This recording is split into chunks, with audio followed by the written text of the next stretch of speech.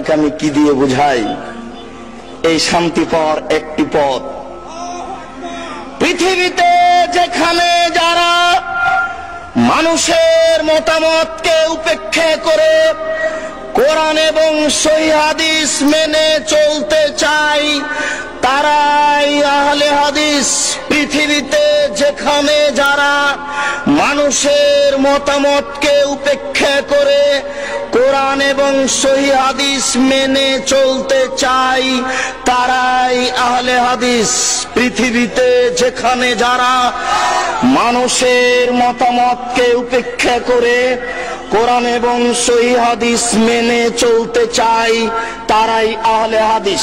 আর একটি কথা মনে রাখবেন, পৃথিবীতে হিন্দু বিদ্বান হোক, ইহুদি খ্রিস্টান বিদ্বান হোক, মুসলমান বিদ্বান হোক, কলমে লিখতে গিয়ে ইসলামী দলগুলিকে উল্লেখ করে যাদেরকে মুক্তিপ্রাপ্ত দল বলে ঘোষণা করেছেন সেই দলটার নাম হচ্ছে আহলে হাদিস। বিশ্বাস করুন, বিশ্বাস করুন, আমার এই ভাঙাচুরা বিদ্যায়, আমার এই টুটা ফাটা বিদ্যায় আমার জানা নাই পৃথিবীর কোন হিন্দু বিদ্বান, পৃথিবীর কোন খ্রিস্টান বিদ্বান, পৃথিবীর কোন ইহুদি বিদ্বান, পৃথিবীর কোন মুসলমান বিদ্বান, লাখো ইসলামী দল আছে, আহলে হাদিস ব্যতীত আর কোন দলকে মুক্তিপ্রাপ্ত দল বলে কলমে ধরেছে এটা আমার জানা নেই। অতএব কথাটা আপনি আবারও বিবেচনা করে ভেবে দেখুন, পৃথিবীতে কোন বিদ্বান কোন ইসলামী দলকে মুক্তিপ্রাপ্ত দল বলে কলমে উল্লেখ করেছে এটা আমার ভাঙাচুরা বিদ্যায় জানা নেই। শুধুমাত্র একটি দলকে মুক্তিপ্রাপ্ত দল বলে ঘোষণা করেছে, সেটাই হচ্ছে আহলুল হাদিস। পৃথিবীতে যারা মানুষের মতামতকে উপেক্ষা করে কোরআন এবং সহিহ হাদিস মেনে চলতে চায় তারাই আহলে হাদিস।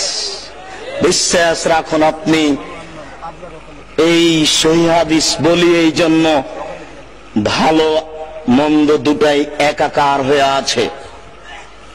সৌদি আরব থেকে ইসলাম বের হয়ে ইরাকে ঢুকেছে, ইরাক থেকে বের হয়ে ইরানে গেছে, ইরান থেকে বের হয়ে পাক ভারতে এসেছে, আস্তে আস্তে ইসলাম উল্টে গেছে।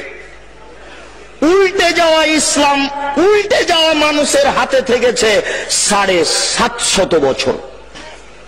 ওরা চলে গেলে যাদের হাতে থেকেছে তাদের নাম ইংরেজ। ওদের দালাল ছিল শিয়া, ওদের দালাল ছিল কাদিয়ানি, ওদের দালাল ছিল অমুসলিম, আরো কিছু লোক দালাল ছিল, তা এখন আর বলছি না। ওরাই তাদের বলেছিল যে আপনাদের জানি শত্রু ওরা যারা বুকে হাত বাঁধে, আপনাদের জানি শত্রু ওরা যারা জোরে আমিন বলে। তাই তারা শহরে খুঁজছিল কোথায় তারা। তাই আমাদের বাড়ি শহরে হয়নি, মসজিদেও হয়নি, শহর ছেড়ে পালিয়ে গিয়ে ওই বাগমারায় আশ্রয় নিয়েছি। বাগমারায় গাড়ি তো যায় না, যায় না, গরুর গাড়িও যায় না, গরুর গাড়ি তো যায় না, পায়ে হেঁটেও যাওয়া যায় না। ইংরেজ যেন আমাকে খুঁজে না পাই, আমি ওখানে গিয়ে আশ্রয় নিয়েছি।